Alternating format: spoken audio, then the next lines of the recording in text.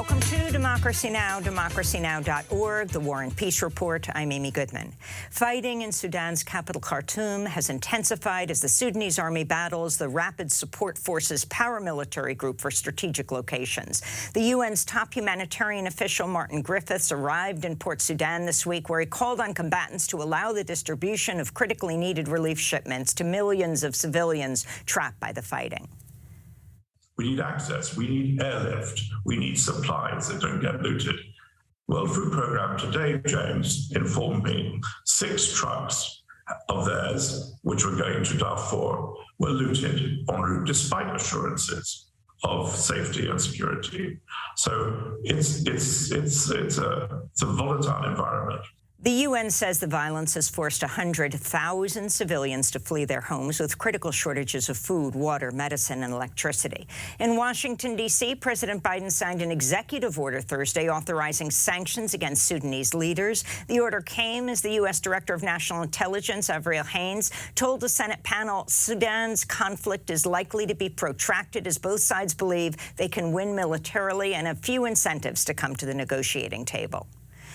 In Ukraine, the head of the Wagner Group says he'll pull his Russian mercenary forces out of the besieged city of Bakhmut by May 10th after he blasted Russia's military for failing to provide enough ammunition.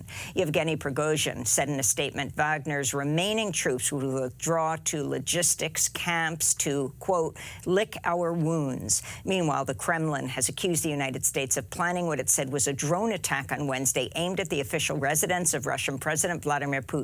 The White House dismissed the allegations as ludicrous. A jury in Washington, D.C. has convicted 4 members of the far-right group Proud Boys of seditious conspiracy and other felonies for their role in the January 6th Capitol insurrection and for attempting to keep Donald Trump in power after the 2020 election he lost. The Proud Boys' verdict is seen as a major victory for the Justice Department. During 2 previous trials, 6 members of another far-right group, the Oath Keepers, were also convicted of sedition. We'll have more on the Proud Boys after headlines. ProPublica reports billionaire Republican donor Harlan Crow paid 2 years of private school tuition for the grandnephew of Supreme Court Justice Clarence Thomas, who failed to report the payments on his annual financial disclosures. Tuition at the Hidden Lake Academy in Georgia cost over $6,000 a month. ProPublica previously reported Crow also paid money to Thomas and his relatives in an undisclosed real estate deal, and that Thomas accepted luxury travel from Crow virtually every year for decades, while failing to follow a federal law that requires him to publicly report most gifts. Meanwhile, the Washington Post reports conservative judicial activist Leonard Leo arranged for Clarence Thomas's wife, Ginny Thomas, to be paid at least $80,000 for consulting work over a decade ago. Leo asked the Republican pollster at the time, Kellyanne Conway, to bill the payments to a nonprofit group Leo advises and specified that Ginny Thomas's name should be left off any paperwork. That same year, in 2012, the nonprofit filed a brief with the Supreme Court in the landmark case Shelby County versus Holder, in which Thomas cast the deciding vote in a 5-4 ruling that gutted the Voting Rights Act of 1965. In Pakistan, at least 8 people were killed in 2 separate shootings in the town of Kuram Thursday. Gunmen stormed a government school, opening fire, fatally shooting 5 teachers and 2 construction workers. Another teacher was killed after their vehicle was ambushed on a nearby road. No one has claimed responsibility. In Serbia, President Aleksandar Vučić has vowed to completely disarm the country after at least 8 people were killed in a mass shooting near the town of Mladavić on Thursday. The suspect opened fire from his moving vehicle. He was arrested earlier today. The latest massacre came just a day after a 13-year-old boy went on a rampage at his school in the capital Belgrade, killing 8 students and a school guard. The boy was using guns that belonged to his parents, who have both been arrested. The attacks have sent shockwaves through the Balkan nation, where mass shootings are extremely rare. The last one happened in 2013. Hours before Thursday's shooting, protesters gathered outside the Education Ministry in Belgrade, demanding justice for the school shooting victims. I am sincerely sorry that Serbia is now on a list of countries where things like this happen. And it has changed the feeling of going to school for all children and everyone who works there. Some mothers had to send their kids back to class today. How can they explain to children that they can safely go to school? How can we explain it to them? There are no words for something like this. Though Serbia has strict gun control laws, thousands of illegal weapons flooded the streets following the Balkan Wars in the 1990s. Back in the United States and Georgia, at least 3 people were killed in 2 separate shootings Thursday. The gunman is accused of killing his mother and grandmother at their homes and a McDonald's manager in Moultrie. The suspect then took his own life. This came a day after another shooting in Atlanta that left at least 1 person dead and 4 injured. In Oklahoma, authorities said Wednesday they found the bodies of 7 people at a home in Henrietta.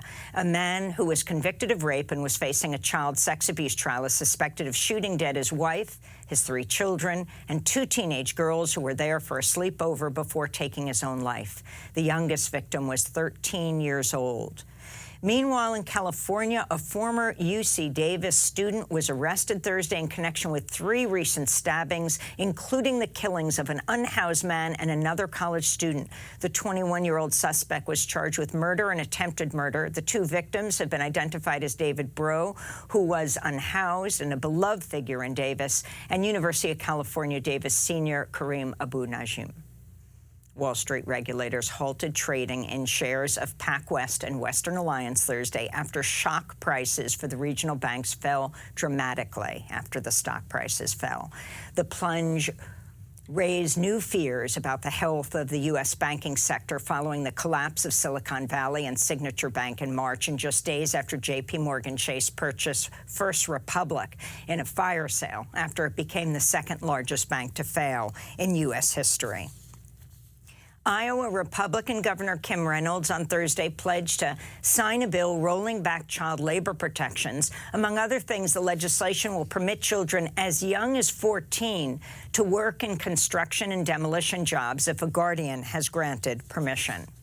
In Washington, D.C., Vermont Independent Senator Bernie Sanders called Thursday for a 32-hour work week with no pay cuts for U.S. workers. Senator Sanders also said he'll introduce legislation to more than double the federal minimum wage from $7.25 to $17 an hour. In the year 2023, in the richest country in the history of the world, nobody should be forced to work for starvation wages. That's not a radical idea. If you work 40, 50 hours a week, you should not be living in poverty. It is time to raise the minimum wage to a living wage. In North Carolina, the Republican-led Senate has passed legislation that would ban most abortions after 12 weeks. Republicans quickly approved the measure less than 2 days after it was introduced.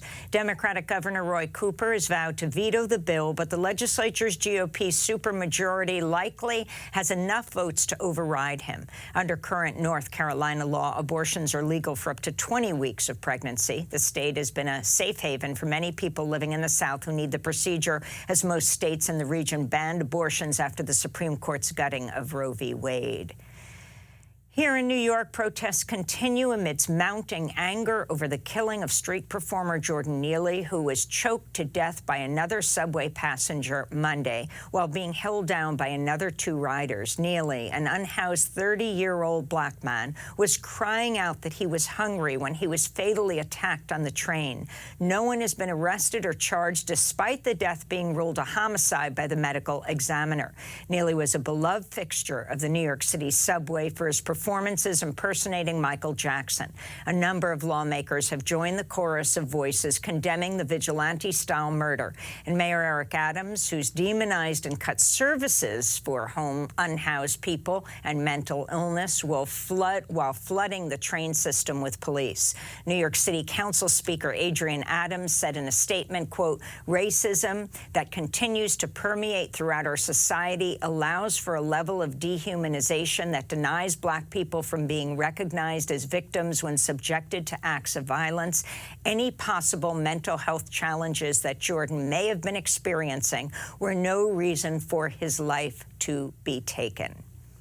And as King Charles prepares for his coronation Saturday, Indigenous leaders in former British colonies are calling on the monarch to apologize, pay reparations, and, quote, acknowledge the horrific impacts on and legacy of genocide and colonization of the Indigenous and enslaved peoples, unquote.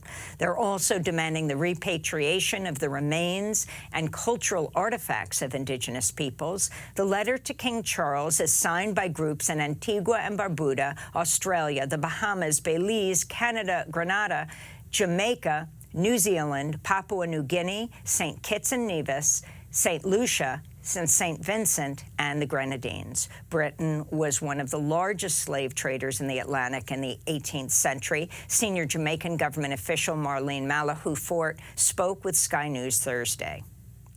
Why not a full apology? Is it because you may have to give back the wealth of the monarchy taken from the people, taken from the places that were colonized, taken from the places where the people were enslaved? It's personal for people. The policies that are racist and unjust by virtue of nationality and ethnic background and the color of your skin, it's just not right. Minister Malahou Fort said the coronation has accelerated plans for Jamaica to become a republic, with a referendum taking place as early as next year. The coronation ceremony will cost British taxpayers up to $125 million at a time where many are struggling to pay for basic living expenses. This week, the Home Office Police Powers Unit wrote to anti-monarchy groups planning peaceful protests, warning them about new criminal penalties and expanded police powers that were rushed into law ahead of the coronation. And those are some of the headlines. This is Democracy Now!, democracynow.org, The War and Peace Report. I'm Amy Goodman.